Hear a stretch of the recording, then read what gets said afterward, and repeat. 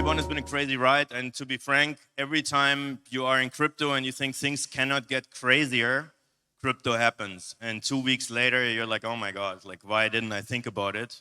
And then you say, in hindsight, it was inevitable because, you know, the obvious is happening. And one of the obvious things is that crypto has seen a lot of traction within 2021. And one of those things is that we have seen DeFi. And DeFi, you know, essentially to break it down very, very simply, has put us in a situation where just holding crypto is not good enough anymore.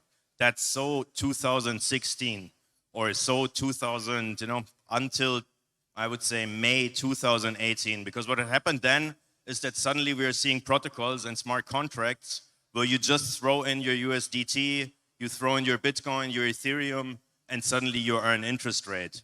That means essentially every time or everybody who's just holding crypto in a wallet without getting interest rate on this crypto kind of has a disadvantage over people who are doing that. And this is why it's taking off so much.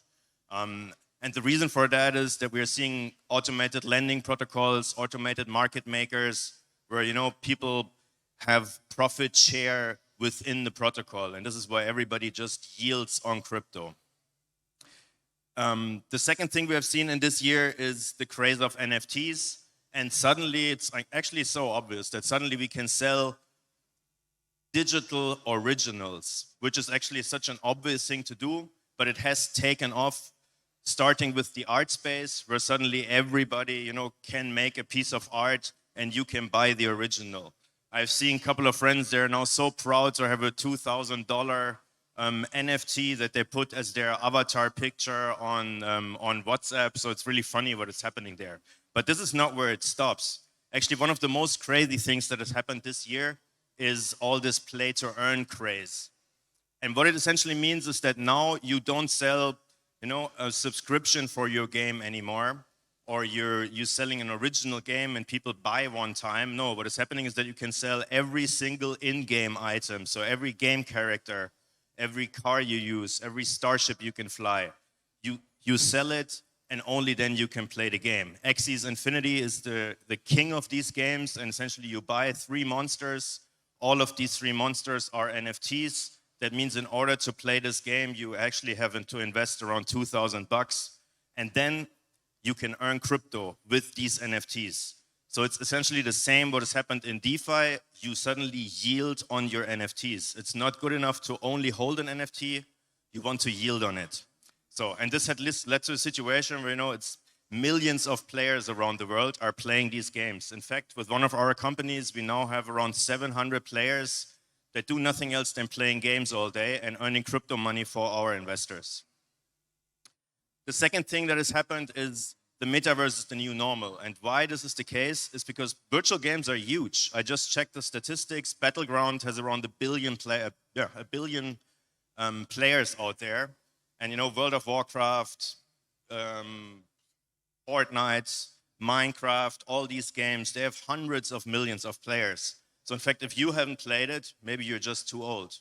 I can say for me personally, you know, I don't play these games anymore, but I'm kind of missing out, I feel. And every time you sit down, you know, 3 years of your life are gone. And I think this is what people kind of miss to understand who are not playing these games. There's really a lot of players out there, and it's a huge market. I would even say everybody under 20 kind of has already entered the metaverse and has been involved in these games, has at least tried it out once in a while. And what has happened now, you know, companies are realizing that. In fact, Nike just hired was just looking for a metaverse lead within their company. So you're seeing that companies they're interested in it. They see that they can make money, and that they see that virtual goods are moving in that direction. There's in fact many companies who are really already creating fashion only for metaverse avatars. So basically, you know, when you sit in front of your Zoom meeting, now you can wear a virtual jacket. And this is really stuff that is taking off. So DressX is one of those companies. Check it out. It's really amazing, you know, virtual fashion. Oops. The last point to mention here, you know, it's also virtual events that are taking off. And to put that in relation, I mean, the Super Bowl, everybody knows that, and it's always the reference for the biggest event, you know, in sports history, and advertisement in the Super Bowl is crazy expensive. But now, you know, it's just small compared to a virtual game finals that we see online. So in fact, we have more viewers in these virtual events already than we have for these huge sport events. And that is really a change in you know, all the industry. And it's really a change in what tickets you can sell. Just imagine you can sell tickets for a stadium. Like, what is a big stadium? Maybe 30, 40,000 people.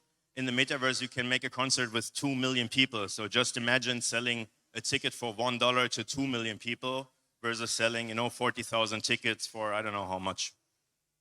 It's just crazy the opportunities that offers.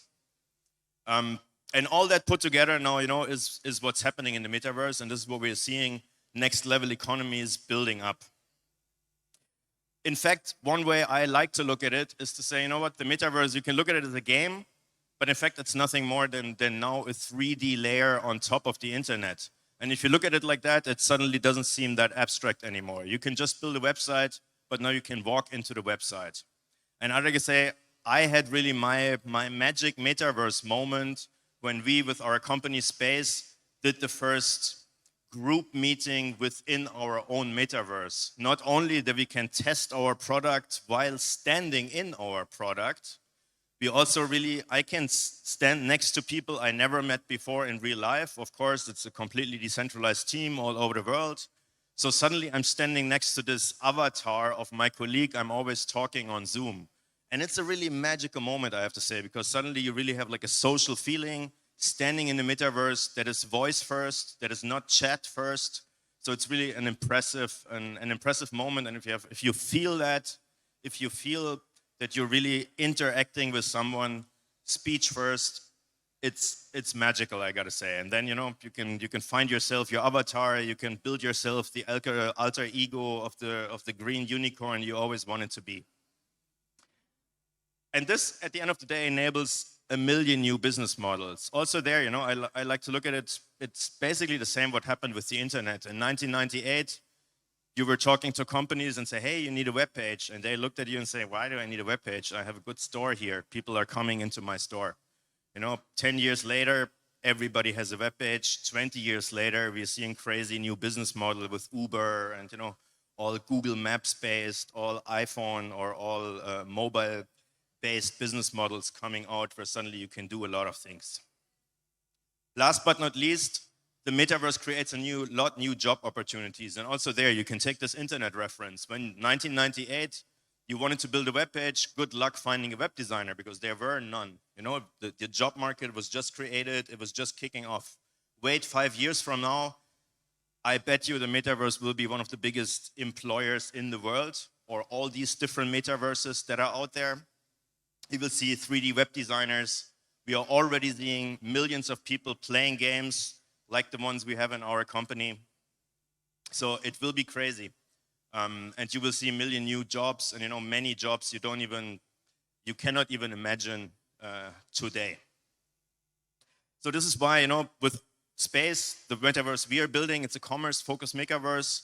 And what we're doing there is really focusing on builder tools and on commercial tools, right? And the idea is really to take the metaverse out of the gaming realm and to just say, you know, it's a 3D internet. You can come in there, you can build your business. You want to build a racetrack, you want to build a store, you want to build, I don't know, a YouTube channel, you want to express yourself as a metaverse alter ego, you can monetize yourself, you will find the tools there to build it and then to monetize yourself. And obviously having the crypto layer on top of it is what makes it so amazing, right? Just to give you an example, if you build right now on OnlyFans, you're building yourself, you know, your fan-only web page, you will pay 20% to OnlyFans and you will have to wait until you have $500 on your bank account to then make a bank transfer.